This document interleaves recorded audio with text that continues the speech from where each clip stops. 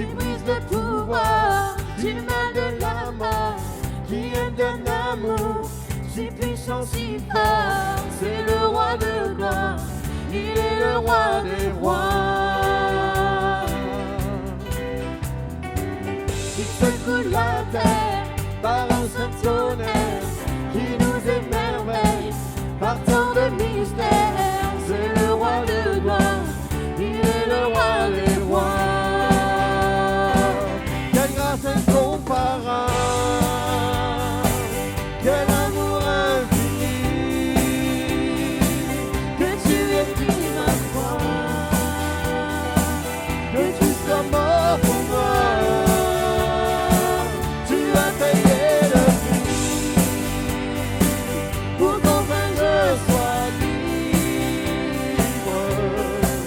Oh, Jésus, je te chante pour ce que tu as fait.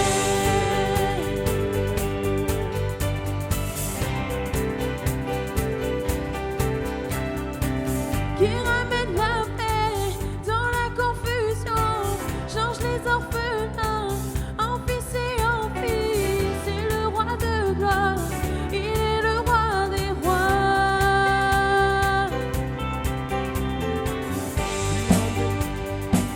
Dans la vérité, lui comme le soleil de tout son éclat. C'est le roi de gloire, il est le roi des rois. Quelle grâce incomparable, quel amour infini, que tu aies pris ma croix, que tu sois mort pour moi. Oh, tu as payé le prix pour qu'enfin je sois libre. Oh, Jésus, je te chante pour ce que tu as fait. Digne est l'agneau sacrifié, Digne est le roi vainqueur sur la mort, digne est l'agneau sacrifié, digne est le roi vainqueur sur la mort, digne est l'agneau sacrifié, digne est le roi vainqueur sur la mort, digne est l'agneau sacrifié. digne, digne, Quelle grâce incomparable, quel amour infini, que tu aies pris ma croix, que tu sois mort pour moi.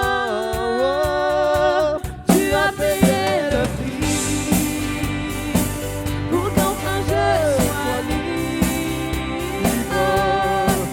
Oh, Jésus, je te chante pour ce que tu as fait. Quelle grâce incomparable, quelle grâce incomparable, quel amour infini, que tu aies pris ma croix, que tu sois mort pour moi. Tu as payé le prix pour qu'enfin je sois libre. Oh, Jésus, je te chante pour ce que tu as fait.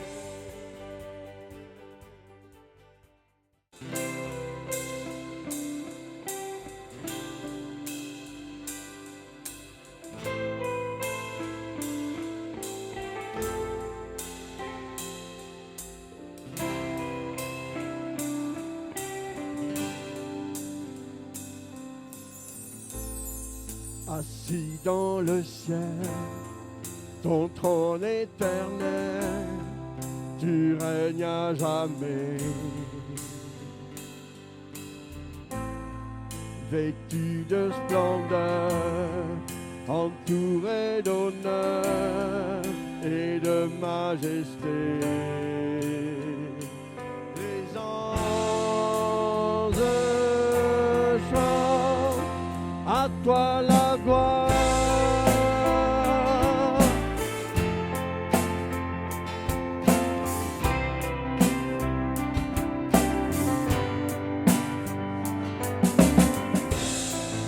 les cieux et les mers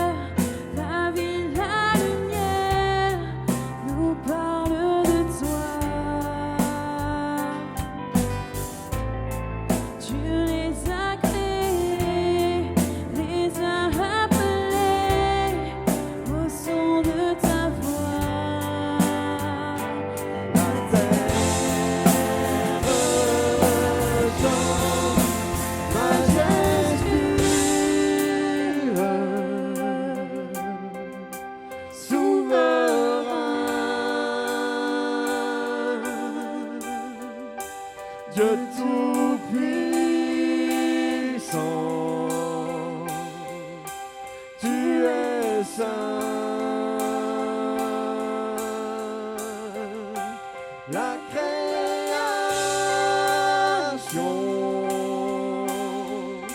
loue ton nom, tout l'univers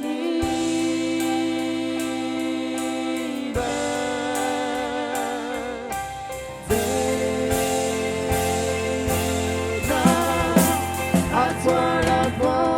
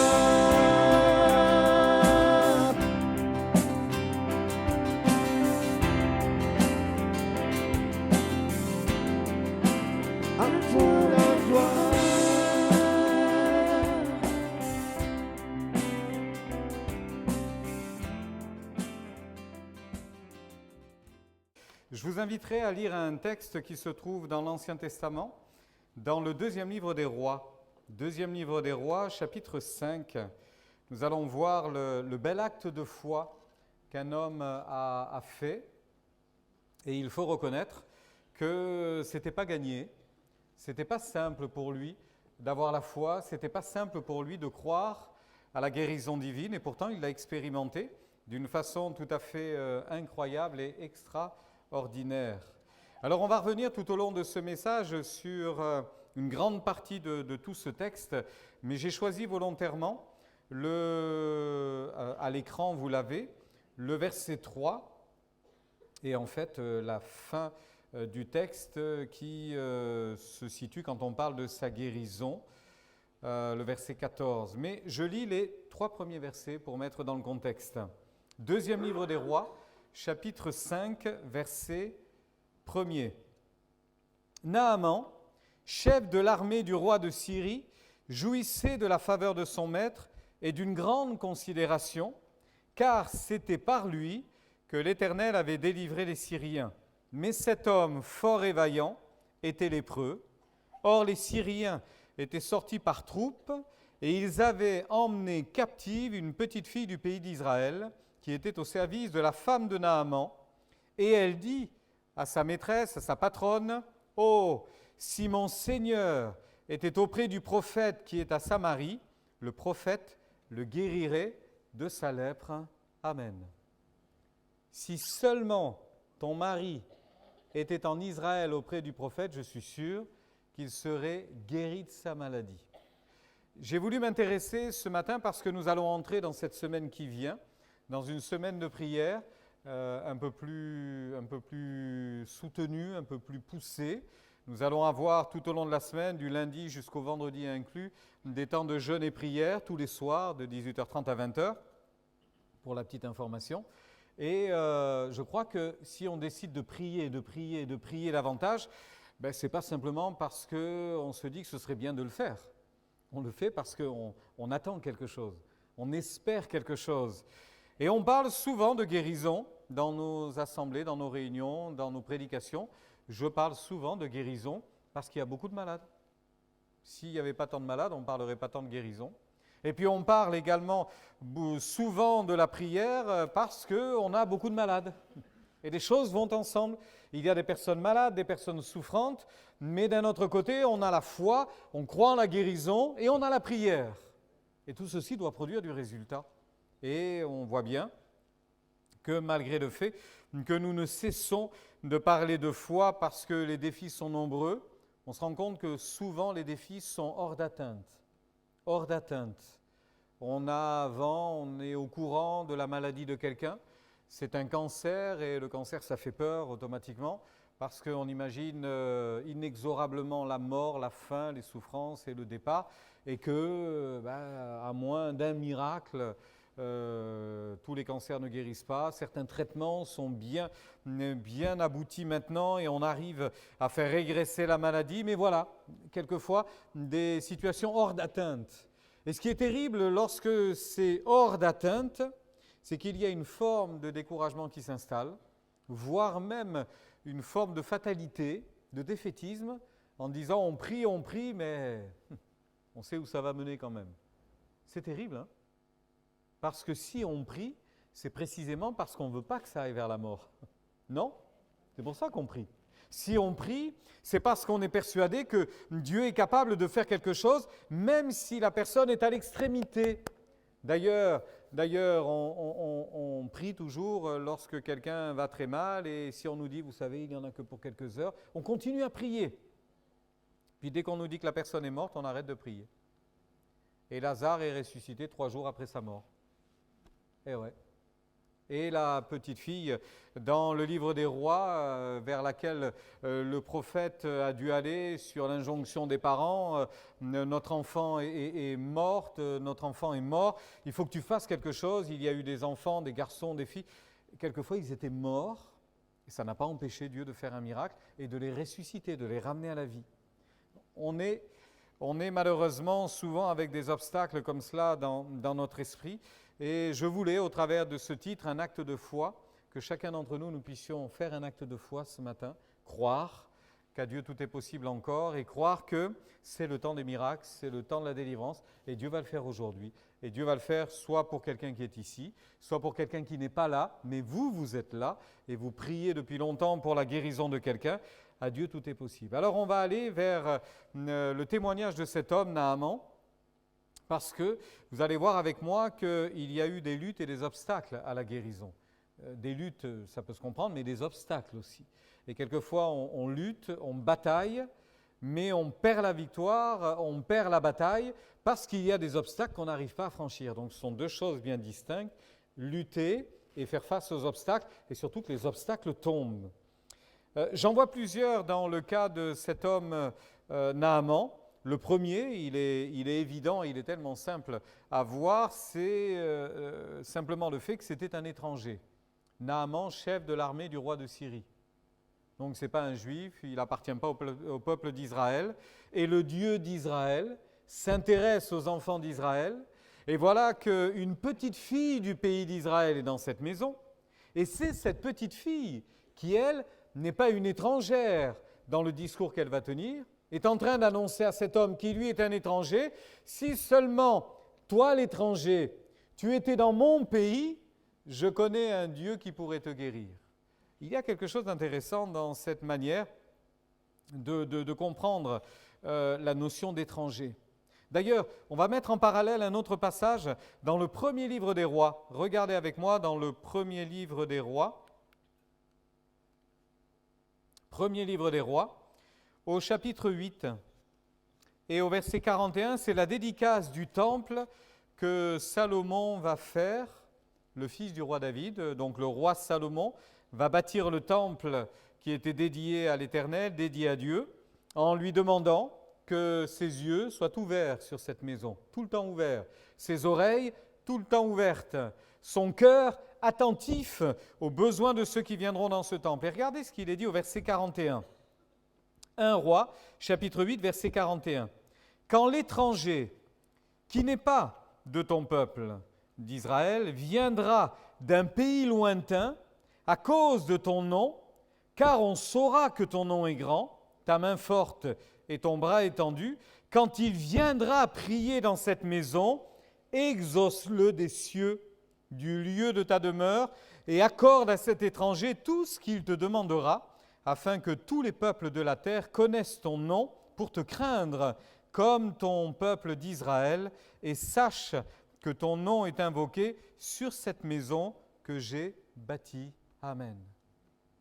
Quand un étranger entendra parler de toi, c'est exactement le cas de Naaman, quand quelqu'un lui dira qu'en Israël il y a un Dieu qui est grand, quand toutes les nations de la terre entendront dire que le Dieu d'Israël guérit les malades, guérit de toute maladie, de tout cancer, de toute plaie, quand quelqu'un entendra ça, et s'il décide de venir, alors exauce-le, parce que ton nom est grand, parce que ton nom est élevé, et qu'ainsi ta gloire se répande de loin en loin.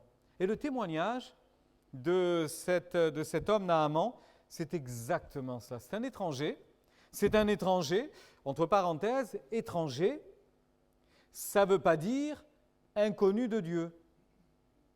Vous comprenez? Certains sont étrangers aux promesses de Dieu, ça veut dire qu'ils en sont très loin. Ils ne parlent pas la même langue, ne comprennent pas le discours, ne comprennent pas ce que ça signifie, sont très loin. Ça ne veut pas dire que Dieu ne les connaît pas, mais ça veut juste dire que Dieu ne peut rien faire pour eux, parce qu'ils ne le réclament pas, ils ne le veulent pas, ils ne le désirent pas. C'est très étonnant, mais il y a pas mal de personnes qui ne veulent pas de Dieu, n'en veulent pas.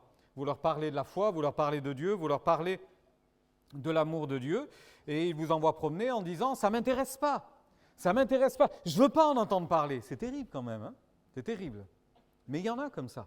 Donc, est-ce que Dieu va les obliger à se plier à ses lois et à ses commandements, et est-ce que ces gens vont être obligatoirement bénis malgré leur volonté? Non, ils ne veulent pas, ils ne veulent pas.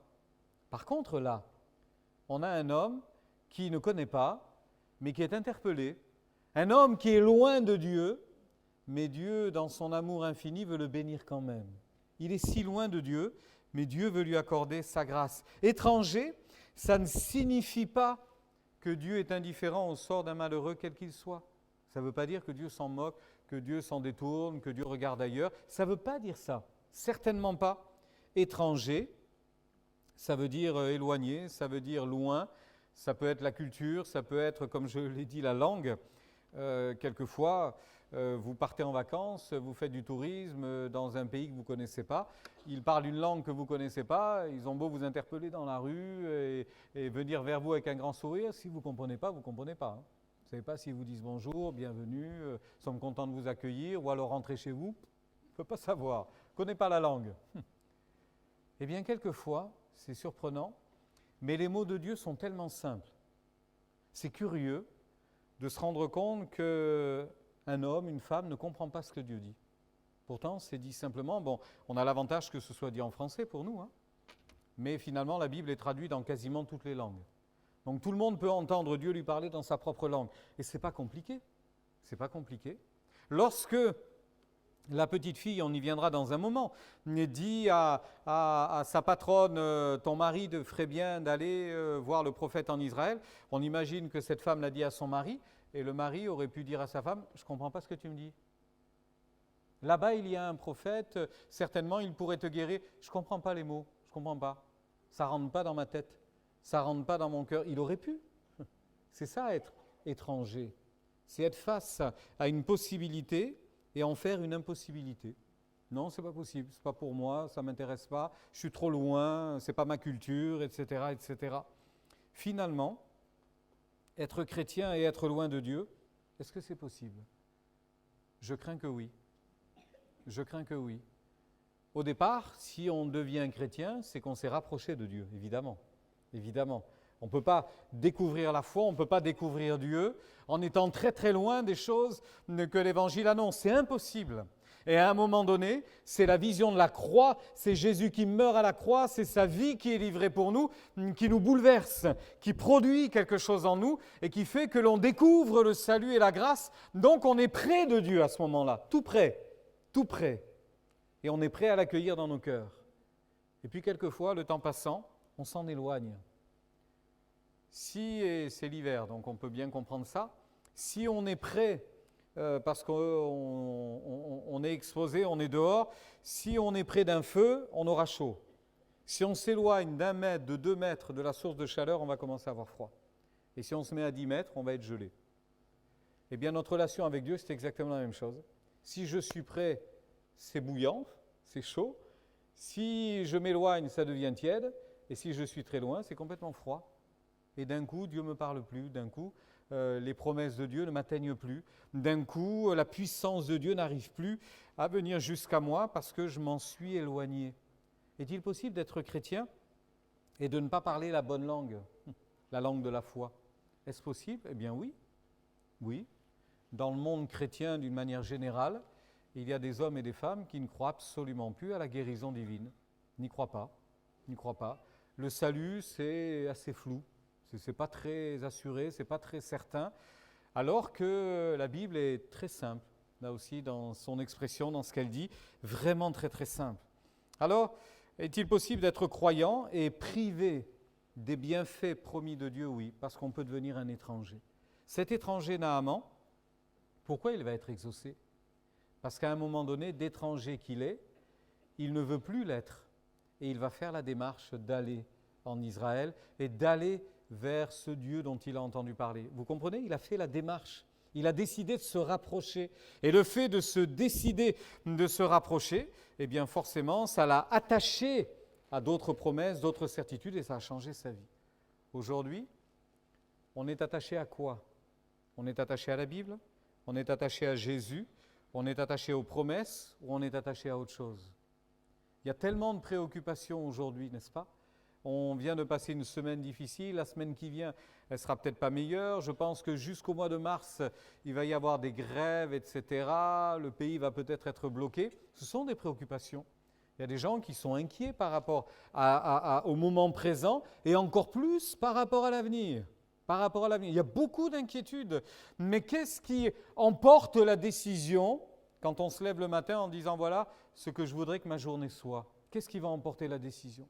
Mes inquiétudes, mes craintes, ma maladie, mes souffrances, mes galères, ou tout simplement cette assurance, cette certitude que Jésus est avec moi et qu'il va changer cette journée d'aujourd'hui.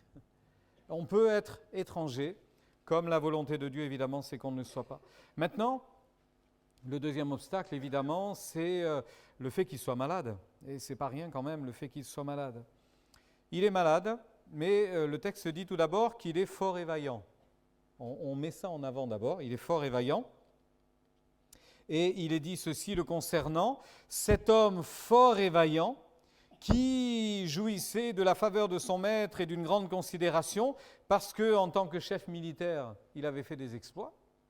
D'ailleurs, c'est un peu surprenant, et il nous est dit même que c'est par lui que Dieu avait délivré les Syriens dans une certaine bataille. Donc finalement, Dieu l'a accompagné, Dieu a été avec lui. Ce qui est un petit peu dérangeant dans le texte, c'est que la suite dit que lorsqu'ils étaient passés par le pays d'Israël, ils avaient emmené captif, notamment cette petite fille. Donc il y a dû avoir des moments de guerre aussi, de rivalité, de confrontation. Et on sait qu'à cette époque-là, il y avait guerre entre Israël et la Syrie. On a du mal à comprendre comment Dieu, qui aime le peuple d'Israël, va accompagner ce chef militaire pour commettre des méfaits en Israël. Il y a quelque chose qu'on ne comprend pas bien. Toujours est-il que Dieu a été avec lui. Dieu l'a gardé en vie. Voyez jusqu'où peut aller l'amour de Dieu. Quelquefois, il y a des personnes qui sont tellement en colère contre Dieu à cause de leur maladie, à cause de leur souffrance, à cause des tragédies qui frappent leur existence, sont tellement en colère contre Dieu, et puis ça n'empêche pas Dieu de venir frapper à la porte de leur cœur. Dieu aurait pu dire « tu m'énerves, je te laisse tomber maintenant, hein. Mais j'en peux plus, t'arrêtes pas de râler, dès que je viens vers toi, tu m'envoies promener, tu veux pas, eh bien maintenant débrouille-toi. » Mais Dieu ne fait pas ça. Dieu ne fait pas ça.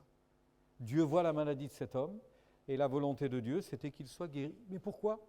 Pour que la gloire du nom de Dieu se répande en Syrie, pour que la gloire du nom de Dieu soit connue ailleurs. Alors il est malade, fort et vaillant, considéré important, et malgré que Dieu l'ait accompagné, il y a des combats finalement que chacun doit mener soi-même. Et là, il va se retrouver devant cette bataille-là qu'il doit mener lui-même. Il est malade. Quand il s'habillait tous les matins, j'avais récupéré il y a des années de cela une image, je ne vous l'ai pas amenée ce matin, une image d'un homme, d'un général, un général syrien avec toutes ses décorations. Ben, ça devait peser lourd, hein, parce qu'il y en avait de là à là. Je ne sais pas, il devait y avoir une trentaine de médailles, de petits drapeaux, etc. Valeureux combattant, et à chaque fois qu'il y avait une victoire, il y avait eu une médaille, il y avait eu une distinction. Mais alors il en avait un paquet. Je ne sais pas s'il en avait beaucoup, Naaman, mais quand il enlevait l'armure, quand il enlevait le manteau, quand il enlevait les médailles, qu'est-ce qu'il voyait ? Un corps meurtri. La lèpre avait ceci d'épouvantable, que ça les atteignait physiquement, ça se voyait. Hein. Ça se voyait, c'était des crevasses, c'était des plaies ouvertes, c'était quelquefois des amputations, le corps qui meurt, la vie qui s'en va. Donc à chaque fois qu'il se regardait le soir, il ne devait pas être très heureux. Malgré tout, il est malade. Il est malade. Ça, c'est un combat, sans doute, qu'il doit mener sur lui-même, mais c'est un combat qui est difficile, il faut le reconnaître. Finalement, il est malade, il le sait. Peut-il être guéri ? Ça, manifestement, il ne le sait pas encore. Finalement, quelquefois, on est malade de ne pas connaître les promesses de Dieu, rien que ça. Malade, fermé à la bénédiction de Dieu, parce qu'on ne voit pas. Quand même, quand on se souvient ce qu'il est dit dans la Genèse, vous avez je vous ai mis juste une référence, mais il y en a d'autres. Dans la Genèse, au chapitre 1er, au verset 4, qu'est-ce qu'il est dit ? Genèse, chapitre 1er, verset 4, « Dieu vit que la lumière était bonne, et Dieu sépara la lumière d'avec les ténèbres. » Aujourd'hui, quelquefois, la vie ressemble à un mélange de lumière et de ténèbres. Un coup c'est bien, un coup c'est pas bien, un jour c'est bien, un jour c'est mauvais, un jour je suis heureux, le lendemain je suis complètement découragé. Dieu a séparé la lumière d'avec les ténèbres. On ne peut pas mélanger les deux. Et on ne peut pas se contenter de dire la vie elle est faite de bons moments et puis de moments compliqués, de moments difficiles, mais on n'y peut rien. Non, la volonté de Dieu, ce n'est pas du tout ça. La volonté de Dieu, psaume 112, elle revient à ceci, Dieu veut se révéler, Dieu veut éclairer l'humanité. Heureux l'homme qui craint l'Éternel, qui trouve un grand plaisir à ses commandements. Sa postérité est puissante sur la terre. La génération des hommes droits sera bénie. Il a fait des largesses aux hommes.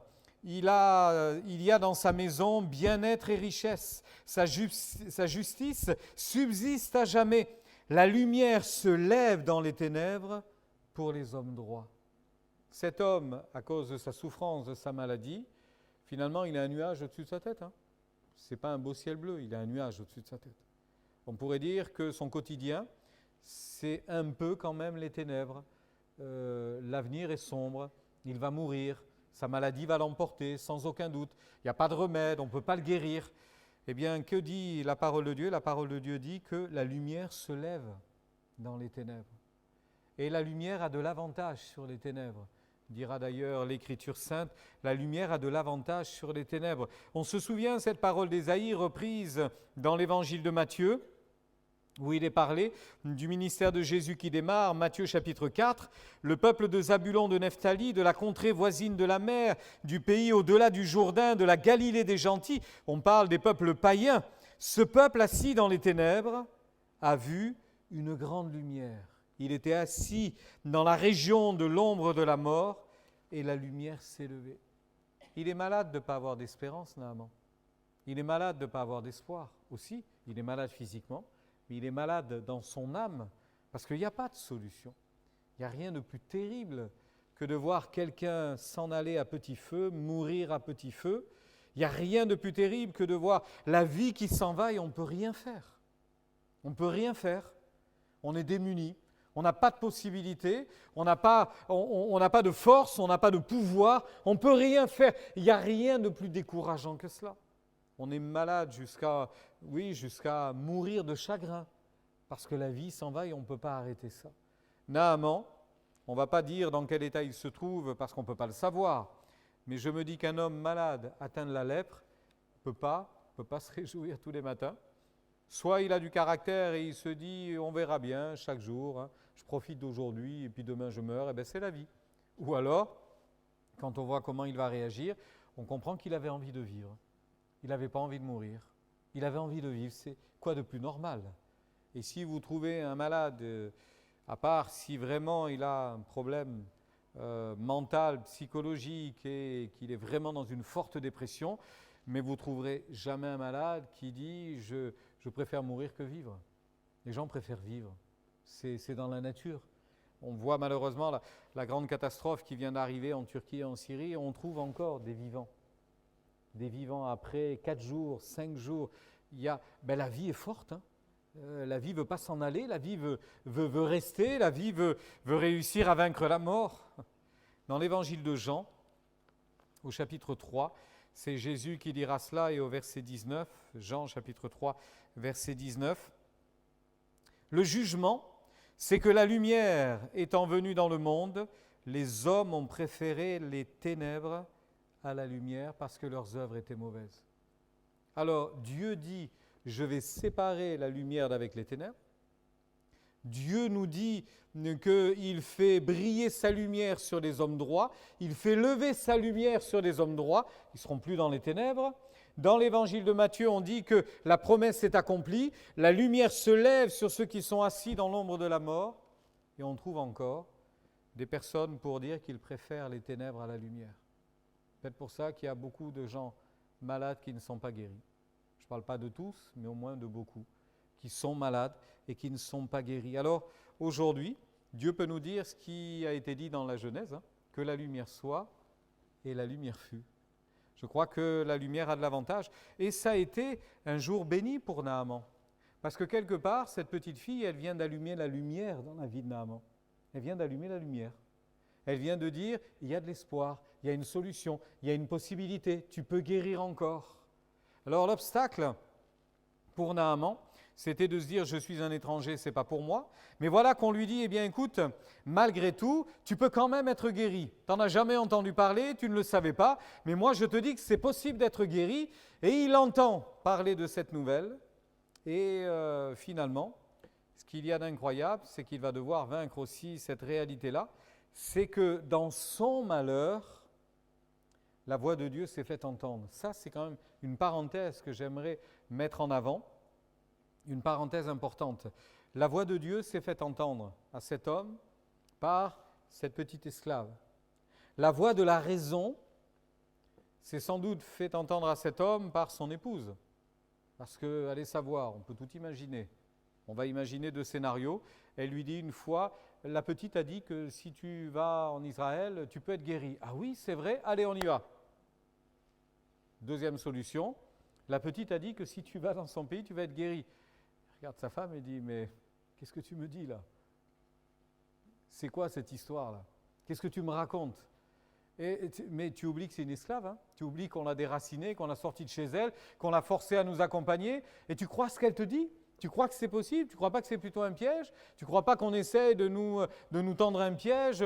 Mais jamais de la vie. On ne peut pas croire quelque chose comme ça. Deuxième possibilité, et il aurait pu douter de cela, Sauf que sa femme, elle revient à la charge et elle lui dit, dis-moi, t'as réfléchi à ce que je t'ai dit hier? T'as réfléchi à ce que je t'ai dit la semaine dernière?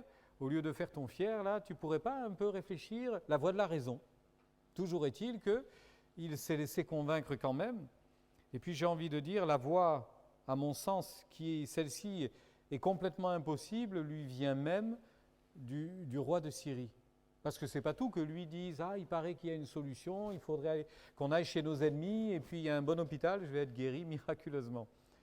Il va vers son patron, vers le roi de Syrie, en lui disant, voilà, un des plus hauts généraux de l'armée, voilà ce qu'on m'a proposé, est-ce que j'ai carte blanche, est-ce que je peux y aller?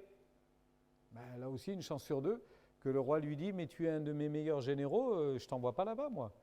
Il y a un missile qui va tomber sur les chars, on va se faire exploser, hors de question, tu restes là. Tu ne vois pas que c'est un piège? Tu vois pas que c'est...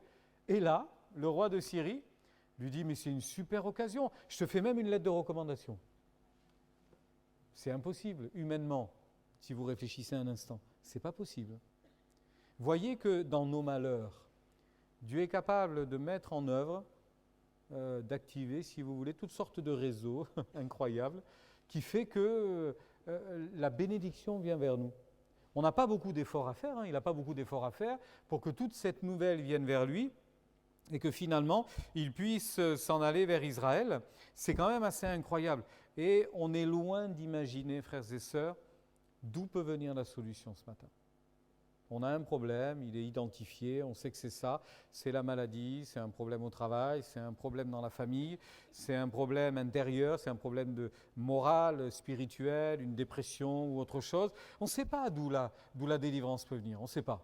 On espère qu'elle viendra, mais on est loin d'imaginer d'où elle peut venir. Et là, vous avez une conjonction de la voix, finalement de Dieu par l'intermédiaire de cette petite fille, et puis l'épouse qui rentre dans la discussion, et puis le roi qui va appuyer tout ça.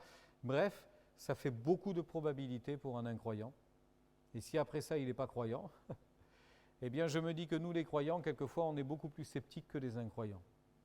Les incroyants sont capables d'attraper à bras-le-corps certaines bénédictions sans hésiter, alors que nous, les croyants, on met tout le temps des obstacles, on met tout le temps des conditions, on met tout le temps des si, on met tout le temps on veut voir, on veut d'autres explications, on veut d'autres confirmations. Que Dieu fasse que dans notre malheur, on entende la voix de Jésus le dernier jour de la fête, Jean chapitre 7, Jésus qui dit, si quelqu'un a soif, qu'il vienne à moi et qu'il boive.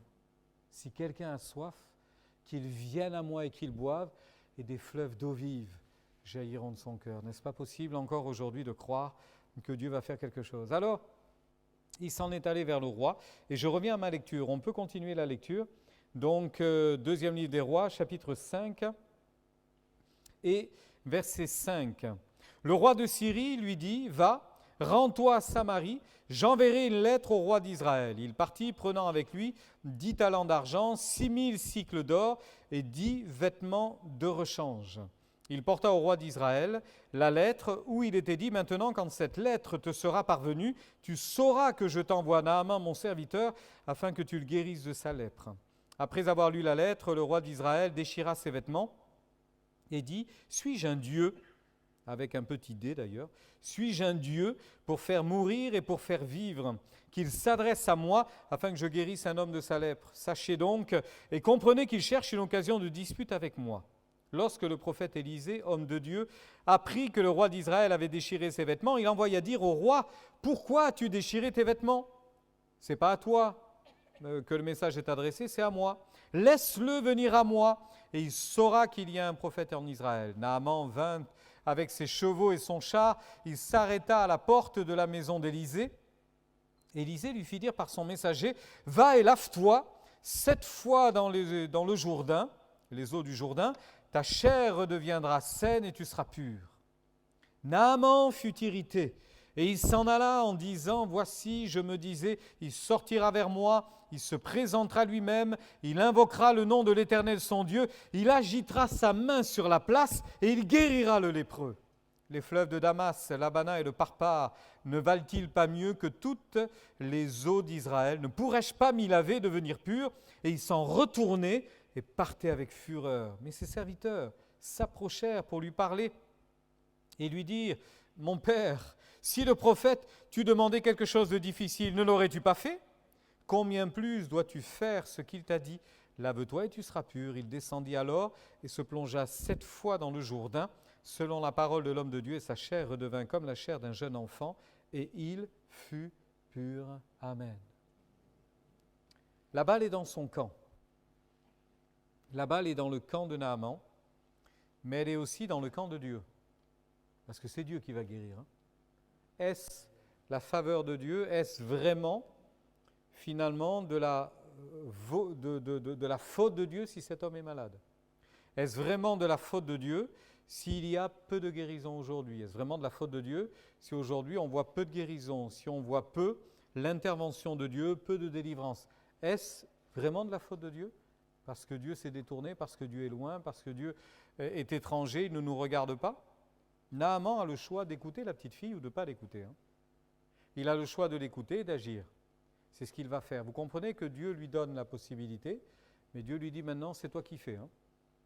Et il décide d'aller en Israël. Vous avez remarqué que, et c'est ça qui est assez incroyable, c'est que Dieu va l'accompagner tout au long de son parcours et Dieu va l'enseigner.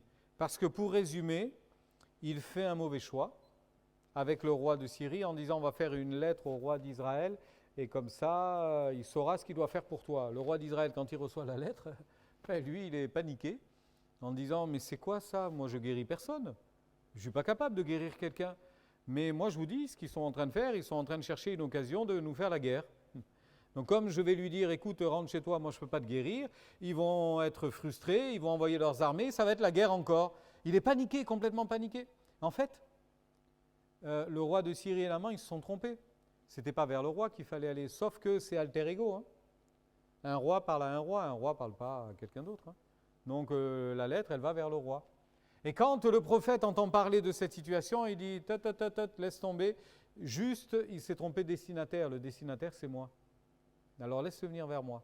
Bon, mauvais choix, mauvaise direction, mauvaise interprétation également, parce que quand il arrive, vous avez vu qu'il est parti avec pas mal d'argent, de biens, en fait, des choses à offrir, en fait. Et quand il arrive pas loin de la maison du prophète, il nous est dit que le prophète sort même pas de la maison, on l'imagine dans son fauteuil, il entend dire que le général syrien arrive et il dit à son serviteur, va lui dire qu'il aille se plonger cette fois dans les eaux du Jourdain et puis il sera guéri. Donc, il ne sort même pas, il n'y va même pas. Et le serviteur court, il arrive devant Naaman et lui dit, eh bien voilà ce que mon patron te dit, tu dois aller te plonger dans le fleuve là derrière, le Jourdain, 7 fois, attention, 7 fois, et tu seras guéri. Et Naaman, il a dit, super, merci, allez, au revoir. Non, il n'a pas dit ça. Il était furieux, furieux. Mauvaise interprétation. Pourquoi? Parce que c'est un homme prétentieux, c'est un homme orgueilleux, c'est un homme vaniteux. Bon, après, son parcours fait que, voilà, on l'a construit et il s'est construit aussi sur, sans doute, toutes les batailles remportées, toute la considération qu'on pouvait lui apporter. Mais le fait est qu'il prend de mauvaises décisions à ce moment-là. Quand il entend dire que le prophète ne sort même pas, parce que le texte dit, moi j'attendais à ce que le prophète sorte lui-même, il se présenterait lui-même, il invoquerait le nom de l'Éternel, il agiterait sa main sur la place et pouf, il guérirait le lépreux. Et après, tout le monde dirait au lépreux, waouh, formidable, tu as été guéri. Et le lépreux ferait merci, merci, merci, merci. Mais c'est du cirque ça. C'est du cirque. On croit vraiment que cet homme Naaman, il a droit à une considération quelconque. Il a déjà été considéré par les siens, mais il est lépreux, il va mourir. Tu viens devant Dieu et tu vas venir avec toutes tes médailles en disant, Seigneur, regarde toutes mes médailles, tu pourrais me guérir quand même. Mais ça ne marche pas comme ça. Alors il peut aller vers le prophète, et le prophète, s'il n'est pas sorti, ce n'est pas qu'il était fatigué et qu'il n'avait pas envie de sortir. C'était pour qu'il apprenne cette leçon et qu'il comprenne qu'il avait vraiment besoin, à ce moment-là, de cette intervention miraculeuse. Il avait besoin de se courber devant Dieu. Il est passé à deux doigts, vous les mettez comme vous voulez, il est passé à 2 doigts d'un désastre complet. Il est passé à 2 doigts d'un échec terrible. Je ne dis pas qu'il nous est arrivé quelquefois de passer à 2 doigts d'un échec terrible, mais c'est peut-être bien de réfléchir aux échecs que l'on a vécus en se disant qu'est-ce qui nous a manqué à ce moment-là. Peut-être rien, c'est tout simplement pas le temps de Dieu. Ou alors c'était le temps de Dieu et on est passé à côté. On a raté quelque chose qui nous a filé entre les doigts. On n'a pas persévéré, on n'a pas été assez tenace, on n'a pas fait ce qu'il fallait, mais qu'importe, on peut toujours faire mieux. Et regardez ceux qui ont accompagné Naaman, quand ils voient qu'il est en train de faire demi-tour et il s'en va, on l'imagine en vociférant, en se plaignant, en hurlant, en râlant. Il nous est dit qu'il y en a 2 qui viennent vers lui en disant « Attends une seconde ». Et j'aime bien la manière dont il l'aborde. « Attends. Si le prophète t'avait demandé quelque chose de super compliqué à faire, tu n'aurais pas essayé de le faire ? Ben oui, ça je l'aurais fait. » Vous voyez un peu ? Ça je l'aurais fait. Mais il te demande un truc simple. Tu ne peux pas essayer de faire quelque chose de simple. Si tu es capable de faire quelque chose de compliqué, ben tu dois être capable de faire quelque chose de simple. Finalement, il s'est fait prendre à son propre jeu, ils l'ont bien piqué où il fallait, et il s'est laissé convaincre. Je pense que, je ne sais pas combien de temps ça a pris pour se plonger 7 fois dans le Jourdain, ça a dû prendre quelques dizaines de secondes, peut-être minutes, parce qu'il s'est plongé une première fois, et quand il est sorti de l'eau, il a regardé s'il y avait une amélioration, il ne devait pas y en avoir. Il s'est plongé la 2e fois, il est sorti de l'eau, il a regardé si ça commençait un petit peu à aller mieux, puis il n'y avait pas d'amélioration. Parce qu'on imagine que c'est la 7e fois que quand il est ressorti, il était complètement guéri. Autant il peut y avoir une guérison qui est progressive, autant il peut y avoir un miracle comme ça, c'est instantané. Boum. Et on pourrait se dire, au bout de la première fois, il allait un petit peu mieux, ça l'a encouragé pour la 2e, ça l'a encouragé pour la 3e, mais ça, ce n'est pas trop le principe de la foi. En général, la foi, c'est il n'y a rien aujourd'hui, il n'y a rien maintenant, il n'y a rien dans 1 heure, il n'y a rien dans 2 heures, il n'y a rien dans 3 heures, il n'y a rien dans 1 jour, il n'y a rien dans 2 jours, et d'un coup, il y a tout. La foi, la persévérance, confiance en Dieu. Et je l'imagine, là aussi, 2 possibilités, mais je vois ça comme cela, il s'est plongé 3 fois, 4 fois, 5 fois, 6 fois, et là, vous avez les 2 gars qui se regardent en disant « ça va chauffer pour nous, hein. On va passer un mauvais quart d'heure. » là. S'il sort la 7e fois et qu'il est comme la 1re ou la 2e ou la 5e ou la 6e, on prend nos valises, on part en courant.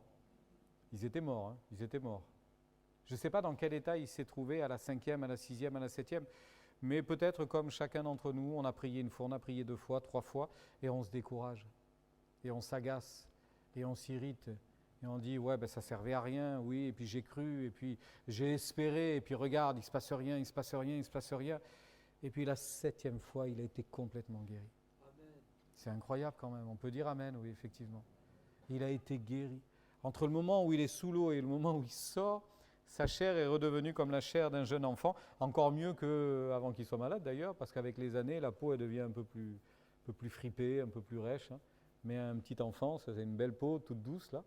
Vous imaginez comme la peau d'un jeune enfant et il fut purifié. Qu'est-ce que je veux vous dire au travers de cela ?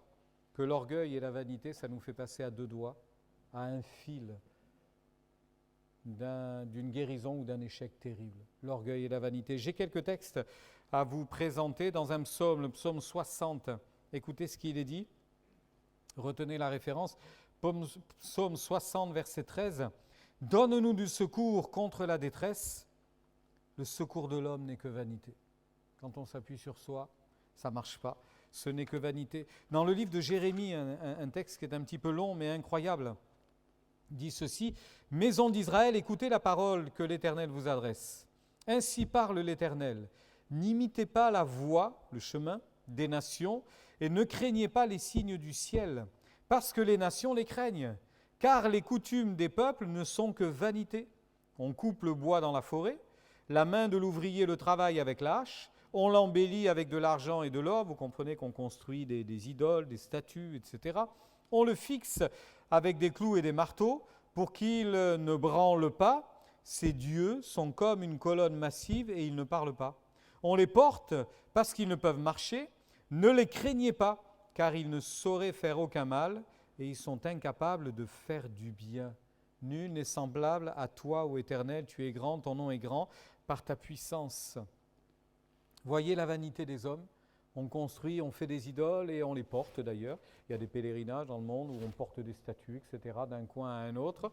On fait des pèlerinages et après on va offrir des fleurs, on va offrir des fruits, on va offrir toutes sortes de trésors à ces dieux-là et on espère que ça ira mieux.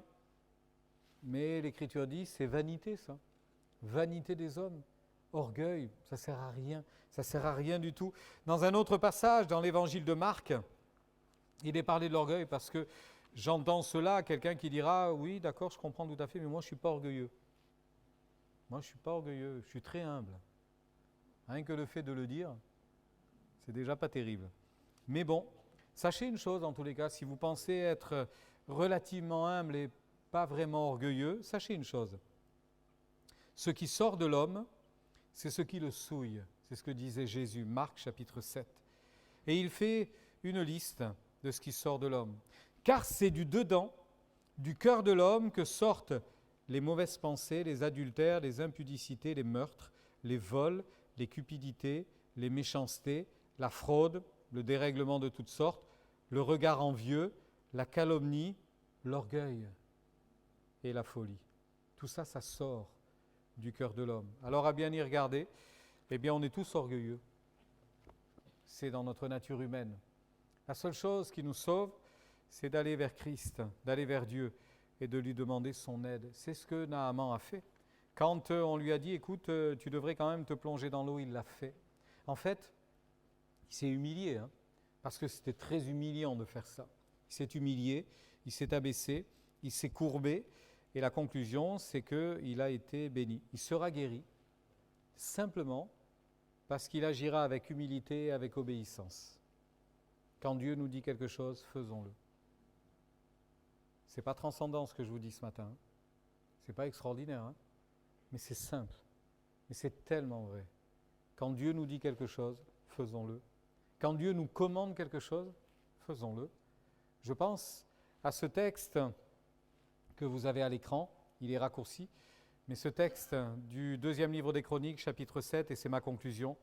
Deuxième livre des Chroniques, chapitre 7, et verset 14, « Si mon peuple, sur qui est invoqué mon nom, s'humilie, prie et cherche ma face, se détourne de ses mauvaises voies, je l'exaucerai des cieux, je lui pardonnerai son péché et je guérirai son pays. » C'est simple, c'est simple. Mais ça passe par l'humilité et l'obéissance. Vous voulez la fin du verset, moi aussi, mais je dois faire ce qui est au début du verset. M'humilier, m'approcher de Dieu, sincèrement, honnêtement, prier et chercher sa face. Remarquez, et je conclus avec les mots de Naaman. Quand Naaman a été guéri, il est retourné vers le prophète. Et là, le prophète l'a reçu. Vous voyez, la première fois, il ne l'a pas reçu, il a envoyé un serviteur, mais la deuxième fois, il l'a reçu. Naaman retourna vers l'homme de Dieu, verset 15, avec toute sa suite, et lorsqu'il fut arrivé, il se présenta devant lui et dit, « Voici, je reconnais qu'il n'y a point de Dieu sur toute la terre, si ce n'est en Israël. » Et bien voilà, Dieu est glorifié. C'était ça le but, que Dieu soit glorifié. Si un étranger vient des extrémités de la terre, qu'il sache qu'il n'y a qu'un seul Dieu en Israël. La demande de Salomon à la dédicace du temple. Je reconnais qu'il n'y a point de Dieu sur toute la terre si ce n'est en Israël. Maintenant accepte un présent de ma part. Élisée lui dira non, non, c'est cadeau, c'est gratuit, Dieu donne gratuitement. Alors il va dire, puisque tu refuses, est-ce que je peux prendre un peu de la terre d'ici ? Parce que quand je rentre à la maison, je veux enlever la terre des sacs et je veux créer un autel. Je veux créer mon lieu de rencontre avec Dieu, avec cette terre d'Israël. Et Élisée va lui dire, vas-y. Bon, c'était anecdotique, mais tu veux faire ça, eh bien vas-y, je serai avec toi. Et donc il va s'en aller avec la conviction qu'il était important d'entretenir sa relation avec Dieu. Il a été guéri physiquement, et il a été guéri parce qu'il a été humble et obéissant. Il a été guéri durablement parce qu'il a confessé qu'il n'y a qu'un seul Dieu et qu'il voulait le suivre. Et puis il a vraiment été guéri parce qu'il a été guéri dans sa relation avec Dieu. Il a décidé de maintenir sa relation avec Dieu. On ne peut maintenir notre relation avec Dieu que par ce verset. Si mon peuple, s'humilie, prie et cherche ma face.